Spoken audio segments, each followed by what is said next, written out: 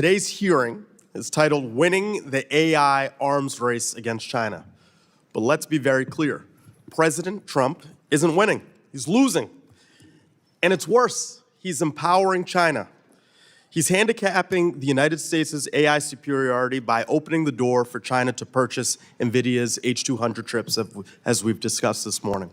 He's sabotaging our national security by auctioning off our most advanced technology to the highest bidder. And his aggression towards Venezuela and Greenland is creating a dangerous permission structure for Chinese and Russian aggression towards Taiwan and Ukraine. Misstep after misstep, Trump keeps stacking the deck for China and against the United States. Now, while the president pushes problematic policies, we must work across the aisle in the spirit of bipartisanship that you've articulated this morning, witnesses, to actually out-innovate our enemies and win this race. This is not about ego. It's about technological superiority on and off the battlefield. It's about protecting U.S. innovation. It's about growing American jobs. And if we want to win the AI arms race, we must be thoughtful about how we protect our advanced chips, period. I'll start with Mr. Pottinger and go down to each of our panelists. Do you agree with this statement, yes or no?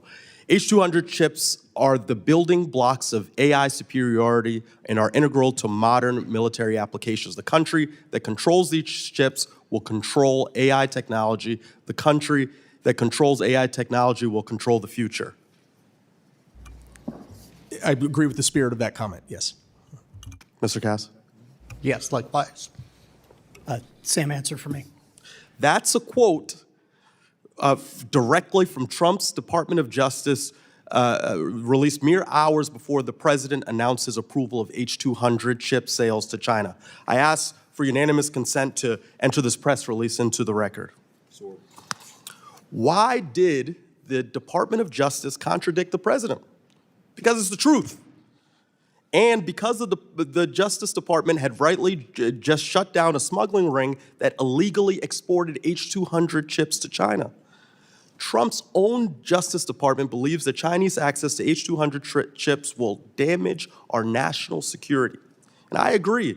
That's why Ranking Member Meeks and I demanded Commerce Secretary Lutnick provide us with the rationale for the approval of the sale of these H200 chips and details on how the approval will be implemented. Yesterday, the Bureau of Industry and Security went one step further and made it easier to sell H200 chips to China by easing its license review policy. The H200 chip has 6 times more processing power than the current U.S. export controls to China. It's truly like Trump is handing our opponents our coordinates in the middle of a battle. Why are we giving up our advantage? So, Mr. Feiner, can you tell me how selling H200 chips to China undermines the United States' advantage over China in manufacturing advanced processing power? And does that threaten our national security, given your recent proximity to the issue? Well, starting with your last part of your question, yes, I believe it does undermine national security, and it does it in a few very clear and particular ways. One, as I think all of us have said in our opening statements, there is currently a gap in one key area of the elements that go into who will win the AI race, and that is compute. There are 2 elements that go towards how China can try to fill that gap. They can try to get more advanced chips from the West, principally from the United States, and they can try to get more advanced tools from the countries that make those tools, the United States, the Dutch, and the Japanese. Tools in order to be able to indigenize and make these chips themselves. The strategy, again, that goes across the first Trump administration and the Biden administration has been to deny them access to those 2 key inputs that would allow them to close what is still a massive gap in compute. Right now, China can only make about 1 to 3% of the computing power that the Western ecosystem, the democratic ecosystem, can produce.